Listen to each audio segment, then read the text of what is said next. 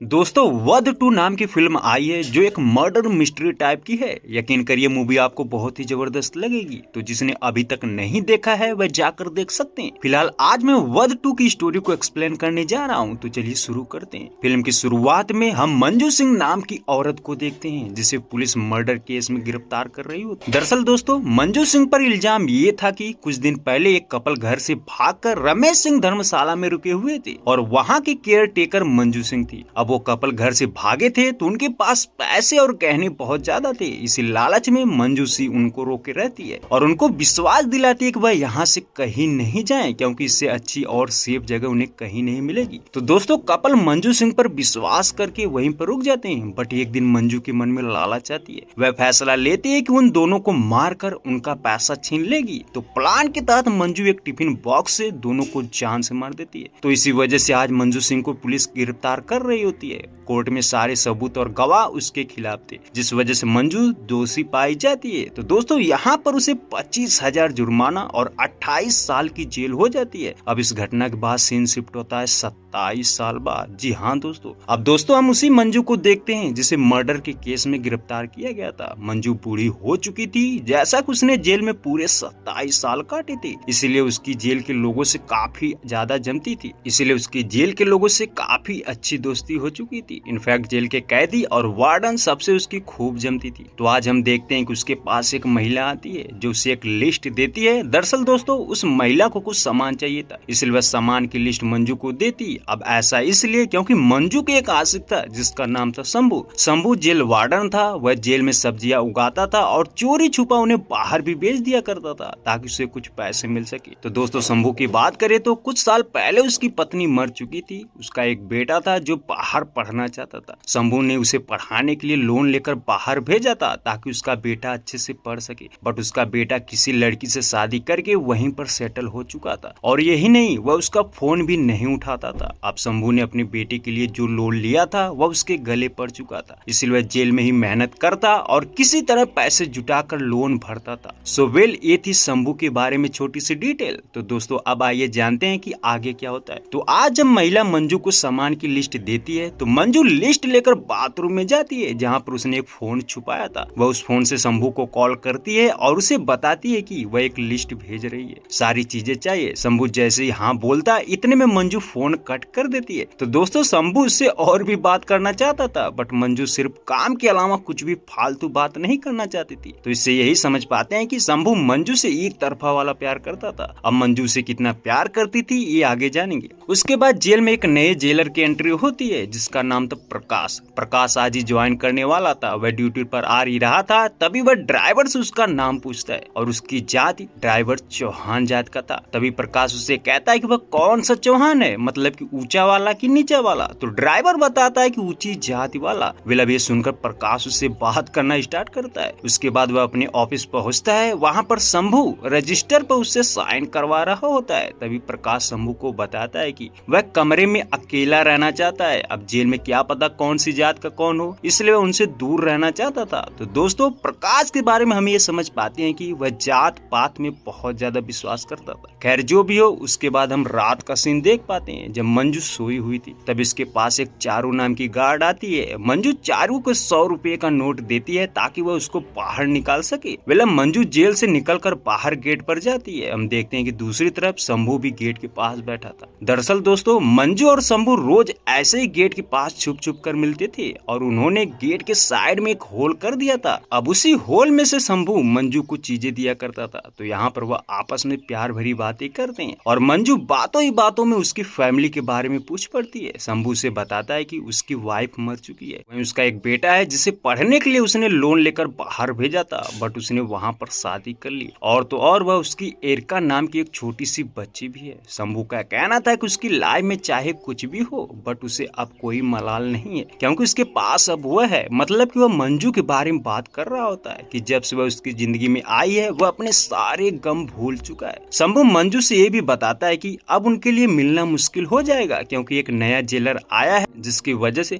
Jail में चारों तरफ कैमरे वैमरे लगाए जा रहे हैं। शंभू मंजू को होल से एक शराब की बोतल देता है क्योंकि उसका आज बर्थडे था। अब मंजू भी उसे बर्थडे विश करके वहां से चली जाती है। उसके बाद शंभू रात को ही कुछ सब्जियां लेता है और बाहर जा रहा था, तभी गेट पर ही उसे कुछ गार्ड रोक लेते हैं। वह उसकी सब्जी को चेक कर रहे थे कि कहीं वह अंदर कुछ छुपा कर तो नहीं ले जा रहा था। एक बंदा उसकी सब्जियों पर चाकू से मार रहा था, जिससे शंभू भड़क जाता है। उसका कहना था कि ऐसे सब्जी खराब हो जाती है। वेल अब शंभू बाहर चला जाता है और कुछ सब्जियां बेचता है ताकि वह एक्स्ट्रा पैसा कमा सके। अब अगली सुबह प्रकाश सभी वार्डन को बुलाकर उनके बारे में अच्छे से जान रहा था, तभी उसके पास एक खान नाम का गार्ड आता है। वह एक बुके और शराब की बोतल लाया था। वह बताता है कि उसे भूरी भैया ने बोला था कि वह जेलर साहब को दे दे। दरअसल भूरी जेल में ही एक कैदी था जिसका काफी ज्यादा रोला था, क्योंकि वह एमएलए का भाई था, इसलिए जेल वार्डन उसका अच्छे से ख्याल रखते थे। बट प्रकाश से जानकर गुस्सा होता है। वह शराब की बोतल नीचे गिरा देता है और बताता है कि उसके आने से पहले यहाँ जो भी हो रहा था अब वैसा नहीं होगा, मतलब कि वह जो चाहेगा वही होगा। तो प्रकाश उन्हें समझाता है कि जेल में कोई भी ना तो शराब पिएगा और ना ही किसी कैदी से दोस्ती बढ़ाएगा। तो दोस्तों यहाँ पर तो प्रकाश ने सभी गार्ड को बुरी तरह झाड़ा था, जिससे वह डर चुके थे कि ये जेलर तो बहुत स्ट्रिक्ट है। खैर जो भी हो, अब आगे देखते हैं कि जेल में कुछ नए कैदी आए थे। उन्हीं में एक नैना नाम की लड़की भी थी। दरअसल नैना एक बैंक में काम करती, बट उस बैंक के मैनेजर ने कुछ झोल झाल किया था, लेकिन उसने नैना को फंसा दिया था, जिस वजह से नैना को जेल लाया गया था। हालांकि अभी ये साबित नहीं हुआ था कि नैना गुनहगार है, बस कुछ दिनों के लिए उसे जेल में रखा जाने वाला था। अब उसे जेलर के पास लाया जाता है। हम रजनी नाम की वार्डन को देखते हैं जो बहुत स्ट्रिक्ट थी, मतलब कि वह कैदियों पर रहम नहीं करती थी। वह देखती कि नैना अपना चेकअप नहीं करवा रही थी, मतलब कि गार्ड उसके कपड़े उतारने को बोल रही थी, जो नैना को थोड़ा अजीब लग रहा था, इसलिए वह कपड़े उतारने से मना करती है। इसलिए रजनी उसके पास जाती है और जबरदस्ती उसके कपड़े उतारने लगती है। उसके बाद मंजू को पता चलता है कि जेल में कुछ नए कैदी आए हैं। वह नैना को नोटिस करती है, जिसे देखकर उसे बुरा फील होता है, क्योंकि मंजू यहाँ पर उसे खुद को रिलेट कर पाती है। क्योंकि दोस्तों मंजू जब गिरफ्तार हुई थी तो वह भी नैना की उम्र की थी और ऐसे ही डरी हुई थी, इसलिए आज नैना को देखकर उसे अजीब सा लग रहा था। मंजू और चारू आपस में बात कर रहे होते हैं। चारू से पूछती कि वह जेल से निकलने के बाद कहाँ जाएगी। मंजू से बताती कि उसे मालूम नहीं कि क्या करेगी, क्योंकि वह बाहर सबको भूल चुकी है। तो मंजू चाहे बाहर हो या अंदर उसे कुछ फर्क नहीं पड़ने वाला था। तभी बातों ही बातों में चारू उससे उस इंसिडेंट के बारे में पूछ पड़ती है कि क्या उसने सच में उन कपल को मारा था। अब ये सुनते ही मंजू को उस इंसिडेंट की एक झलक याद आती है, बट अब उस चीज का क्या फायदा। मंजू ने उन्हें चाहे मारा हो या ना मारा हो उसका कोई मतलब नहीं था, क्योंकि उसने तो सजा काट ली थी। तो यहाँ पर मंजू उस घटना के बारे में नहीं बताती। अब अगली सुबह नए कैदियों की सुनवाई थी, जिसमें नैना भी मौजूद थी। सभी कैदियों को एक गाड़ी में बिठाया जाता है। तभी नैना भूरी नाम के कैदी को देखती है, जो गाड़ी में बैठने से पहले कुत्तों के बच्चों को देखता है। वह उनके पास जाता है और उन्हें गोद में उठाता है। नैना उसे देखकर ये समझ पाती है कि ये अच्छा इंसान है, लेकिन तभी भूरी उन बच्चों को गाड़ी के टायर के नीचे रख देता है और ये देखकर नैना की होश उड़ जाते हैं। उसके बाद भूरी गाड़ी चलाने को बोलता है। हालांकि ड्राइवर गाड़ी नहीं चलाना चाहता था, क्योंकि उसे पता था कि भूरी ने गाड़ी के नीचे पिल्लो को रखा है, बट केशव उसे धमकाता है, जिससे वह गाड़ी चालू कर देता है। तो दोस्तों यहाँ पर भूरी ने कुत्तों के बच्चों को मार दिया था। उसके बाद वह गाड़ी में नैना को घूर रहा था। वहीं जेल वार्डन रजनी चुपचाप देख रही थी। वहीं जब सभी गाड़ी से नीचे उतरते हैं तो भूरी रजनी को पकड़कर नैना के बारे में पूछ रहा था। हालांकि रजनी नहीं बताना चाहती थी, बट वह जबरदस्ती करता है, जिससे रजनी उसका नाम बता देती। दरअसल दोस्तों भूरी एमएलए का भाई था, इसलिए वह हर समय रजनी को परेशान करता था, बट रजनी मजबूर थी, क्योंकि उसे पता था कि ये बड़ा आदमी है।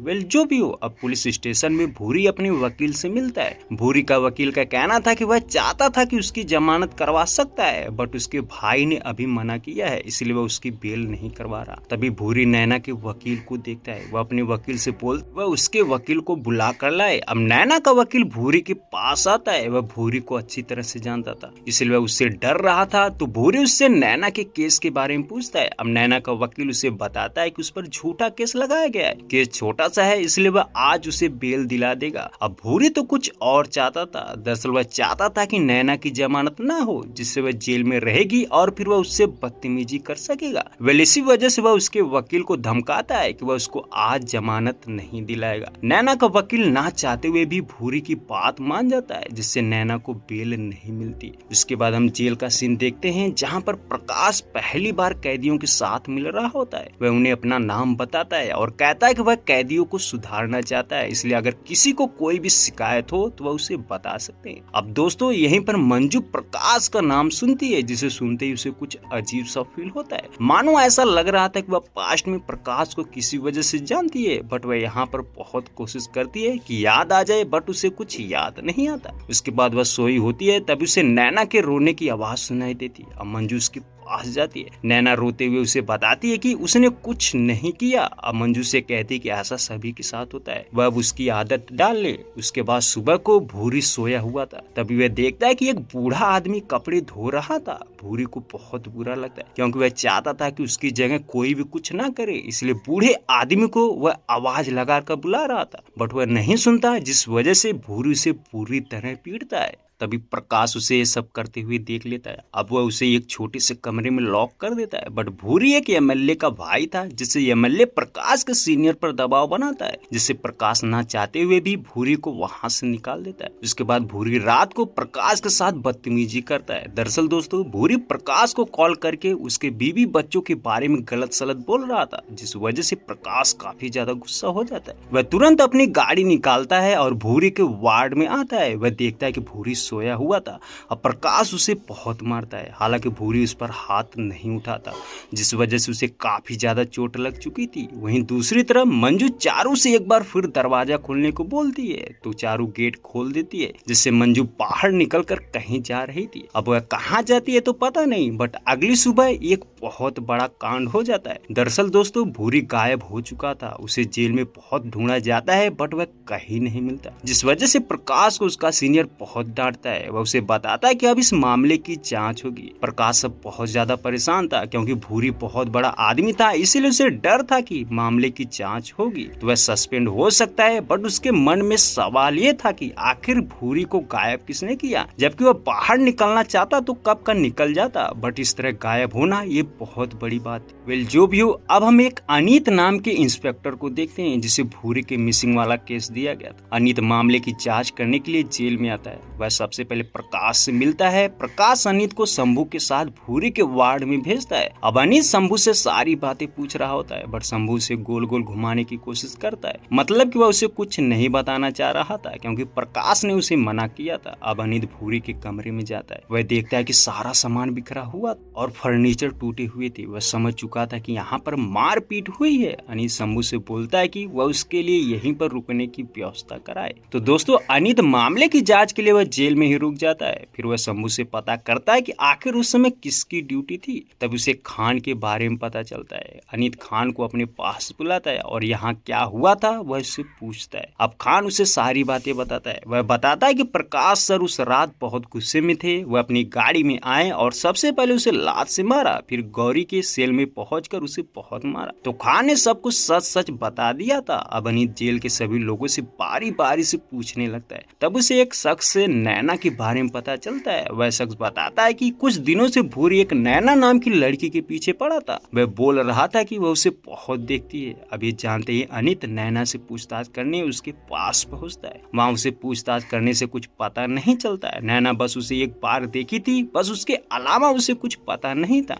उसके बाद अनीत जेल के गार्ड से मिलता है। वह उस रात के बारे में पूछ रहा था। तभी एक शख्स उसे बताता है कि उस रात शंभू भी आया था। अभी सुनकर अनीत को थोड़ा अजीब लगता है, क्योंकि उस समय उसकी ड्यूटी खत्म हो गई थी, तो फिर वह वहाँ किस लिए मौजूद था। वेल अब अनीत को शंभू के बारे में बताया जाता कि शंभू हर 3-4 दिन में जेल की सब्जियों को बाहर ले जाकर बेचता था, ताकि कुछ पैसे कमा सके, जिससे वह अपना लोन भर सके। गार्ड का कहना था कि ये कोई शक वाली बात नहीं है, क्योंकि शंभू हर बार ऐसा ही करता था। तो उस रात भी उसका वहाँ होना नॉर्मल बात थी, लेकिन अनीत को कुछ डाउट था, इसलिए वह इधर उधर पूछताछ करने लगता है। तो दोस्तों यहीं पर हम उस रात का फ्लैशबैक देखते हैं, जिस रात भूरी को पीटा गया था। शंभू हर बार की तरह आज रात भी सब्जियां लेकर जा रहा था। तभी एक गार्ड उसे रोकता है, क्योंकि वह नया था, इसलिए वह सब्जियों पर पेचकस से मारकर चेक कर रहा था। तभी शंभू उसे रोकता है। वह कहता है कि ऐसे मारने से सब्जी खराब हो जाएगी। वेल जो भी है वह चेक करके उसे छोड़ देते हैं। उसके बाद शंभू बाहर आता है। तो दोस्तों इस बार कुछ अलग था, क्योंकि उसके ठेले में एक बॉडी थी। अब जैसा कि उस रात भूरी मिसिंग था, तो ऑफकोर्स उसी की बॉडी हो सकती है। तो शंभू से ठिकाने लगाने की कोशिश कर रहा था, बट वह वह देखता है कि अचानक जेल की लाइट ऑन हो जाती है, जिससे वह वहां से दूसरी जगह चला जाता है। तो उसके बाद सीन शिफ्ट होता है प्रेजेंट टाइम में। हम देख पाते हैं कि इंस्पेक्टर अनित पूछताछ करते करते उस शख्स के पास पहुंचता है जिसको शंभू सब्जियां बेचता था। अब वह शख्स उसे बताता है कि उस रात शंभू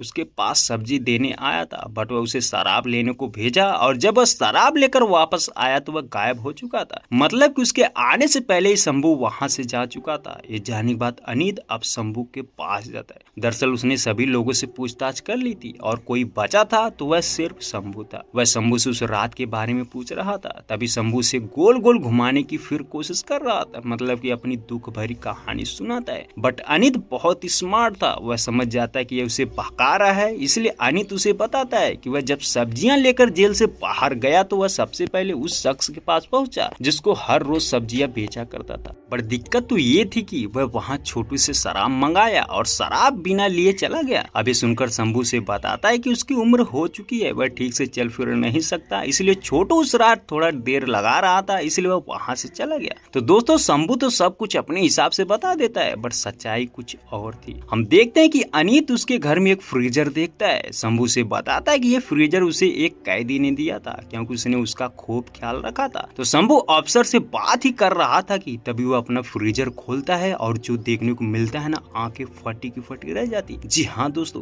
क्योंकि इस फ्रीजर में भूरी की लाश थी। इसका मतलब कि उस रात शंभू से ठिकाने नहीं लगा पाया, इसलिए उसे अपने घर के फ्रीजर में ही रखा था। वैसे यहाँ पर अनित की पूछताछ पूरी होती है और फिर वह चला जाता है। अब अनित को पूछताछ से पता चलता है कि उस रात प्रकाश ने उसे खूब पीटा था, क्या पता उसने ही उसके साथ कुछ किया हो, इसलिए अनित प्रकाश के पास पहुंचता है। उसका कहना था कि उसने एक कैदी को बड़ी बेरहमी से पीटा है, जो कि ऐसा करना इलीगल है। प्रकाश का कहना था कि वह कोई नॉर्मल कैदी नहीं था, वह बड़ा बदतमीज था, किसी को जोड़ता नहीं था, इसलिए उसने उसको खूब पीटा। प्रकाश इतने गुस्से में था कि वह अनित से सारी बात बता देता है और कबूल करता है कि उसने उसे बहुत मारा और साथ में वार्न भी करता है कि दोबारा दिख गया तो उसे जान से मार देगा। वेल अब अनित की इन्वेस्टिगेशन पूरी हो चुकी थी, वह भूरी को मिसिंग केस में डाल देता है। वहीं दूसरी तरफ शंभू भूरी की लाश को फ्रिज से बाहर निकालकर वह उसे प्रकाश के बंगले के पीछे दफन कर देता है। अब दोस्तों सीन शिफ्ट होता है 11 महीने बाद। हम अनित को देखते हैं जिसे उसका सीनियर कॉल करके एक घटना के बारे में बताता है। दरअसल दोस्तों जेल में ही प्रकाश के घर के पीछे एक बॉडी मिली थी।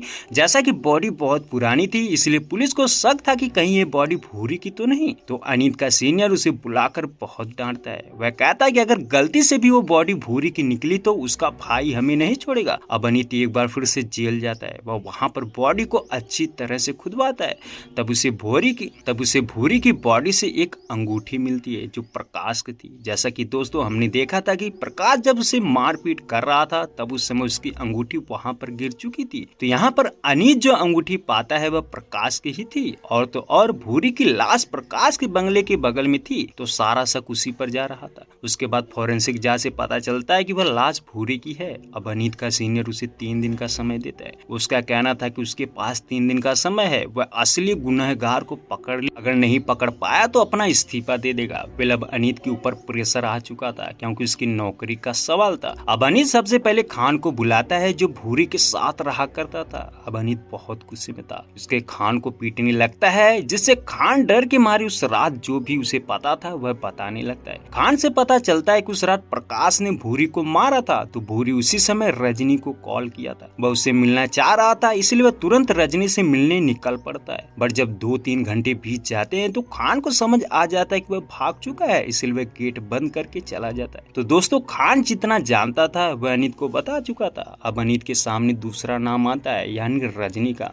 अनित सोच रहा था कि आखिर भूरी रजनी के पास क्यों गया था, इसलिए जानने के लिए वह रजनी के पास जाता है। अब रजनी से बहुत कुछ पता चलता है। दरअसल रजनी का पति बहुत बीमार रहता था, जिसके इलाज के लिए रजनी के पास पैसे नहीं थे, इसलिए भूरी उसके पति के इलाज के लिए पैसे दिया करता था, और जिस वजह से वह रजनी के साथ संबंध भी बनाता। तो दोस्तों उसी वजह से रजनी मजबूर थी। तो उस रात जब भूरी ने उसे कॉल किया तो वह नैना को उसके पास लाने को बोल रहा था। हालांकि रजनी ये काम नहीं करना चाह रही थी, बट भूरी उसे धमकाता है कि अगर वह नैना को इसके पास नहीं लाएगी तो वह उसकी बेटी को नहीं छोड़ेगा। तो दोस्तों रजनी अपनी बेटी की वजह से मजबूर थी, इसलिए वह फैसला लेती है कि नैना को उसके पास ले जाएगी। तो उस रात रजनी नैना को तैयार करके एक कमरे में भेजती है। अब नैना बहुत डरी हुई थी, लेकिन वह क्या करती, अब कुछ देर बाद जब रजनी वापस आई तो देखती है कि नैना बाहर बैठी थी, फिर वह उसको लेकर चली जाती है। अब रजनी सिर्फ यही तक जानती थी, मतलब कि नैना और भूरी के साथ कमरे में क्या हुआ था उसे पता नहीं था। ये जानकर अनीत को मालूम पड़ता है कि आखिरी बार नैना ने ही उसे देखा था, इसलिए वह नैना को ढूंढते हुए उसके पास पहुंचता है। नैना एक ज्वेलरी शॉप पर काम करती। अनीत उसे देखते ही वहाँ पर बातचीत करना ठीक नहीं समझता, इसलिए उसे शाम को मिलने के लिए बुलाता है। वेल अब शाम को नैना अनीत के पास आती है। नैना समझ चुकी थी कि इंस्पेक्टर उसी रात के बारे में पूछने वाला है, इसलिए वह सबसे पहले ही सारा इल्जाम खुद पर लगा रही थी। उसका कहना था कि भूरी को उसने ही मारा है और ये बताकर वह जा ही रही थी, बट अनीत को उस पर विश्वास नहीं होता। वह जानता था कि उसने उसका खून नहीं किया है, यानी उसके साथ कोई और भी था, इसलिए उसे समझाता है कि वह जिसे बचाने की कोशिश कर रही है वह वादा करता है कि अगर वह सही है तो वह उसे कुछ होने नहीं देगा। अगर वह उसे सारी सच्चाई नहीं बताएगी तो ये केस किसी दूसरे के हाथ में चला जाएगा, फिर उनके साथ बुरा हो सकता है। वेले सुनने के बाद नैना अनीत को सारी बातें बताती है। तो दोस्तों यहाँ पर कहानी फ्लैशबैक में जाती है। हम देख पाते हैं कि उस रात नैना जब कमरे में गई तो भूरी बैठा था। वह बहुत गुस्से में था क्योंकि उसने बहुत मार खाई थी। अब वह नैना को देखते ही जबरदस्ती करने की कोशिश करता है, बट नैना उससे ये कह रही थी कि वह उसे छोड़ दे, बट भूरी नहीं मान रहा था, जिससे नैना जोर जोर से चिल्ला रही थी। वहीं पैरेलल ये भी देख पाते हैं कि उसी वक्त बाहर मंजू शंभू से मिलने जा रही थी, तब उसे नैना की आवाज सुनाई देती है, जिससे वह डिस्पेंसरी के अंदर जाती है और देखती कि भूरी उसके साथ जोर जबरदस्ती कर रहा था। तो दोस्तों यहाँ पर मंजू ने नैना की जान बचाने के चक्कर में भूरी को जान से मार दिया था। इनफैक्ट अगर वह उसे नहीं मारती तो वह उन दोनों को जान से मार देता, इसलिए मंजू ने उसे मार दिया था। अब जैसा कि मंजू ने भूरी को मारने से पहले ही नैना को बाहर भेज दिया था, तो भूरी की लाश का क्या हुआ ये चीज नैना को पता नहीं था। तो दोस्तों नैना से अब मंजू के बारे में पता चल चुका था। अब अनीत को हर हाल में मंजू से मिलना था। मंजू इस समय जेल से छूट चुकी थी, वह कहीं एक पहाड़ी पर शॉप चलाती थी। अब अनीत सबसे पूछताछ करके मंजू के घर पहुंचता है, जहां पर शंभू और मंजू एक साथ रहते थे। वह साथ में बहुत खुश थे। वेल अब अनीत उनसे सारी सच्चाई पूछता है। तो दोस्तों यहाँ पर कई राज खुलते हैं। जैसा कि जब मंजू ने भूरी को मारा था तो वह बिल्कुल डर चुकी थी। वह उसे छोड़कर अपनी सेल में जाती है। वह तुरंत शंभू को कॉल करके सारी बातें बताती है। शंभू का कहना था कि वह चिंता ना करे, सब कुछ संभाल लेगा। तो दोस्तों उस रात शंभू और मंजू ने साथ में मिलकर सारे सबूत मिटाए। फिर शंभू भूरी की लाश को ठेले में लाद कर निकल गया। तभी शंभू से एक और बात बताता है। दरअसल शंभू ने जानबूझकर प्रकाश के बंगले के पीछे भूरी को दफन किया था, क्योंकि वह अच्छी तरह से जानता था कि उस जगह जल्द ही खुदाई होने वाली है। इसलिए वह प्रकाश की अंगूठी को बॉडी के साथ दफन कर देता है, ताकि जब पुलिस को बॉडी मिले तो प्रकाश की अंगूठी की वजह से वह फंस जाए। तो दोस्तों उसी समय जानबूझकर शंभू ने प्रकाश को फंसाने का प्लान बना लिया था। बट सोचने वाली बात यह कि आखिर शंभू प्रकाश को क्यों फंसाएगा। तो दोस्तों आइए प्रकाश के बारे में जानते हैं। दरअसल दोस्तों मंजू जब श्री रमेश सिंह धर्मशाला में काम करती थी तो उसी वक्त एक कपल उनके पास आया, और तो और उनकी जो साथ लड़की थी ना वह प्रकाश सिंह की भतीजी थी। इसलिए प्रकाश सिंह एक रात उन्हें ढूंढते हुए धर्मशाला पहुंच चुका था। वह उन्हें देखते ही बहुत बुरी तरह मार, तभी वह पीटते पीटते लड़के को जान से मार देता है। इसी बीच मंजू भी वहाँ मौजूद थी। वह उन्हें बचाने की कोशिश कर रही थी, बट प्रकाश उसे भी बहुत मारता है। तो दोस्तों यहाँ पर प्रकाश ने उन दोनों को जान से मार दिया था और उन्हें मारकर भाग जाता है, जिससे सारा इल्जाम मंजू पर लग जाता है। तो दोस्तों मंजू ने उस वक्त कुछ भी नहीं किया था, वह निर्दोष थी, फिर भी उसने अपनी सारी सजा काटी। वेल ये थी असली वजह। अब शंभू अनीत को समझाता है कि प्रकाश को सजा होनी चाहिए थी, बट उसकी जगह मंजू ने सजा काटी।